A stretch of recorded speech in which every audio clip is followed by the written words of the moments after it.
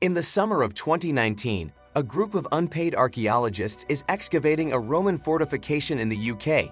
At the site, the group concentrated their efforts on an ancient land green, working the area to find out what they can find. Then, as the archaeologists exhume around the channel of the exceptionally old latrine, they hit the jackpot, and a most startling spot. They find a grip of fantastic curios that may yet reveal new insight into Roman history. The Old English proverb, "Where there's muck, there's brass," may be supported by the team's findings. In this instance, the brass in question refers to archaeological gold or money. In point of fact, experts have written extensively about the construction of Roman toilets and their cultural significance, so the toilet itself may be of great historical interest.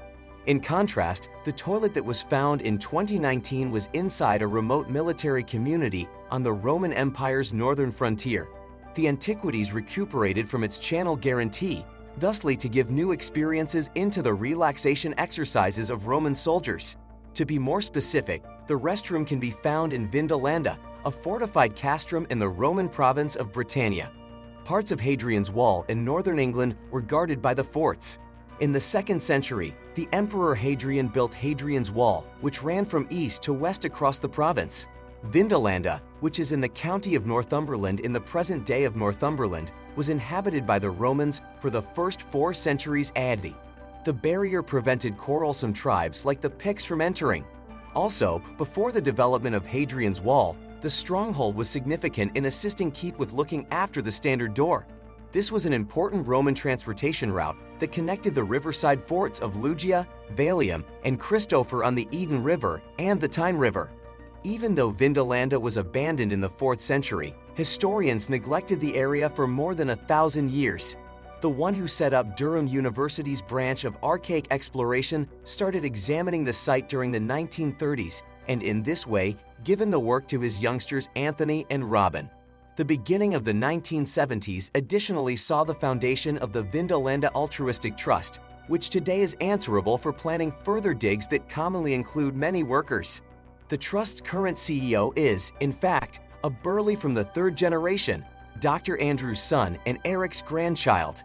Born in 1974, Burley has studied Vindolanda for almost 2 decades. He wrote a number of books about the Roman site during that time, and he also worked as a consultant for National Geographic and the History Network.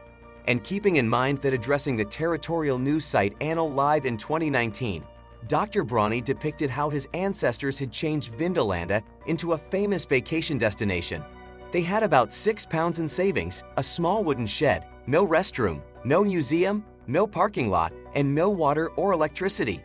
In 1970, they began digging in the bathhouse's snow. Over 100,000 people have visited the site since then. 49 years later, we now have a comprehensive picture of life at Vindolanda thanks to those years of excavation and research. The cohort's quarter gala and equitana, or 4th part mounted cohort of Gauls, a garrison of infantry and cavalry units, occupied the site first and foremost. These soldiers started possessing Vindolanda right off the bat in the 3rd 100 years. Despite the fact that for many years it was believed that the Vindolanda cohort was actually made up of Britons recruited locally, the goal is from mainland Europe.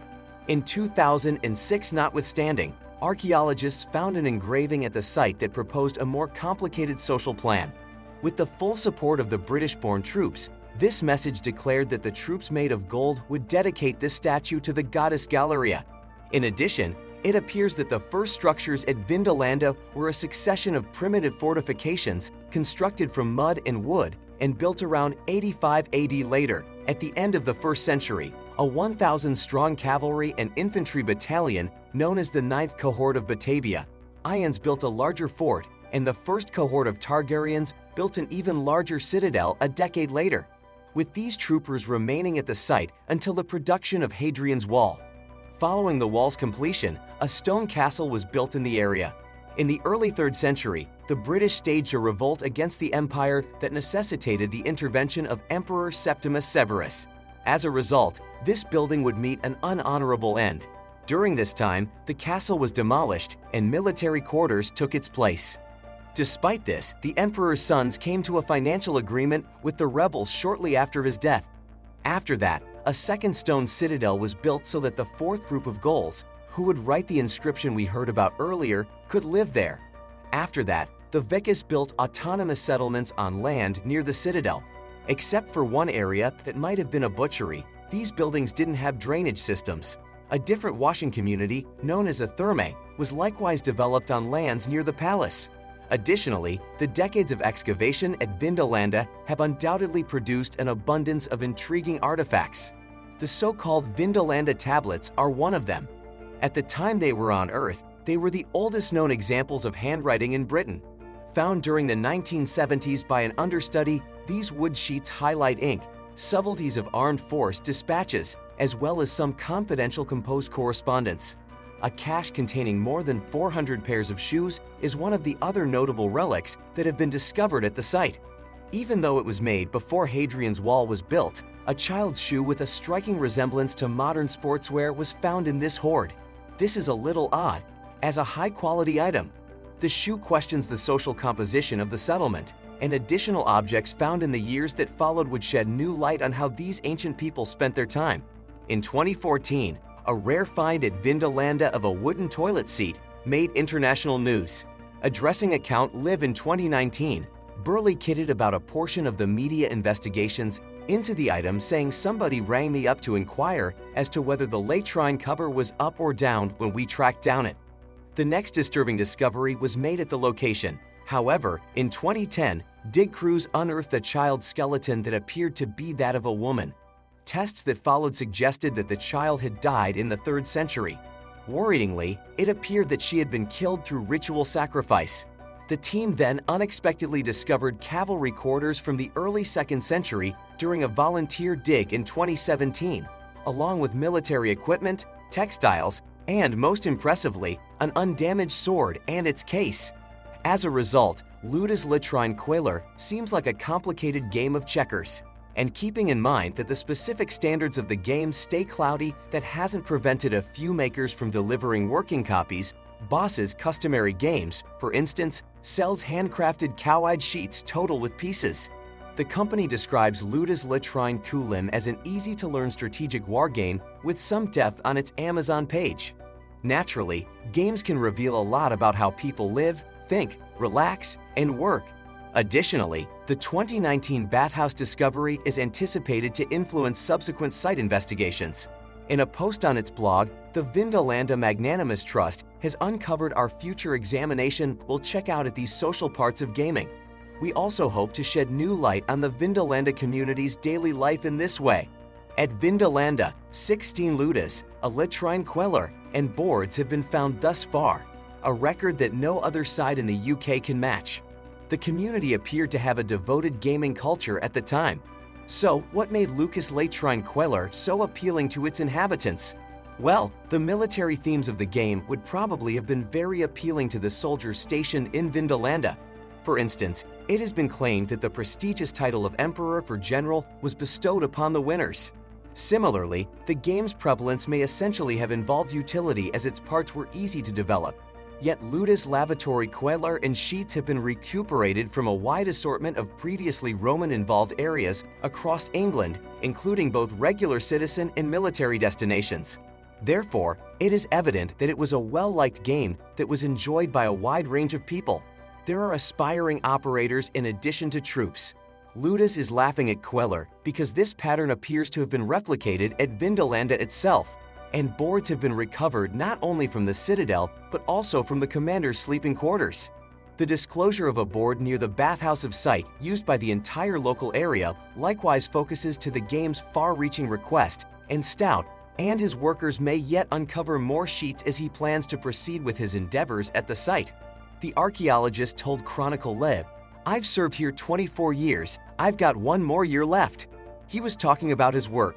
Furthermore, this intends that assuming that I were a Roman warrior, I could resign with a land parcel in North Africa, but it doesn't look as good anymore. Therefore, I think I'll just carry on. When I was a student at Leicester University many years ago, my professor inquired about my career goals. Burley added, "Furthermore, I said, I need to be a Roman excavator on Hadrian's Wall." In fact, the professor laughed out loud and said, "I'm standing here 25 years later, and we haven't even scratched the surface." However, examining ancient artifacts isn't the only way to learn more about the Romans. Modern technology can also be of assistance. What's more, after a group of specialists tried DNA taken from old skeletons in Italy, they made a few very shocking revelations. Regardless of what history generally uncovers its privileged insights. Even periods that have been thoroughly researched, like ancient Rome, have hidden details that take years to discover. With present-day DNA testing, however, specialists understood a few bits of insight about the timeless city's former populace. The genetic information they left behind has changed our perceptions of them. Senior author Jonathan Pritchard, who is also a professor of biology and genetics at Stanford University, was in charge of this fresh look at the ancient Romans.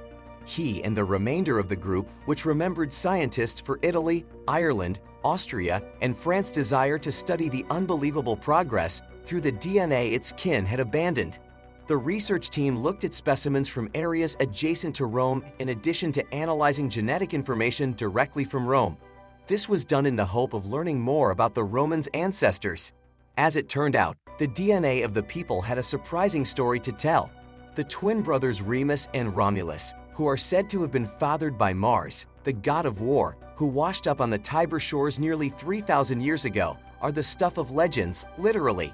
The infants had been carried in a basket down the river to drown, but instead, they made it through the journey. Obviously, the helpless infants would require assistance to survive on land or in the water. Remus and Romulus are said to have been saved by a she-wolf, who helped them become strong enough to take revenge on the person who had sent them to die in the Tiber. Romulus, the king of Alba Brie Musin, did exactly that, exacting revenge before claiming their own city in 753 BC. However, the brothers would not jointly lead that civilization. When Romulus killed Remus, he became their city's first king. Rome was given the name in honor of Romulus, the city's first leader. Obviously, archaeology depicts Rome's beginnings in a slightly different light than the legend. According to artifacts, the eventual city-state of Rome was formed by a group of villagers from the ancient Italian region of Latium. They joined forces around 625 BC to ward off nearby enemies' invasions. In either case, mythologists and historians alike find the remainder of ancient Roman history to be more straightforward. As the title suggests, Rome's history began with its kings. Monarchs ruled the city from its founding until about 510 BC. During this time, Rome's power filled in more ways than one. In particular, it extended its military and monetary qualities. Nevertheless, kings would no longer be in charge of Roman government. By 510 BCE, the city had laid out a recent fad of initiative. Its social world-class knights and congresspersons generally came to govern over Rome. In seasons of extraordinary battle, they could choose a tyrant to direct the city. The researchers went to 29 sites in Rome with Ron Pinhausier, an associate professor of evolutionary anthropology at the University of Vienna. Some of the sites had samples from the Stone Age, while the most recent ones were from the Middle Ages.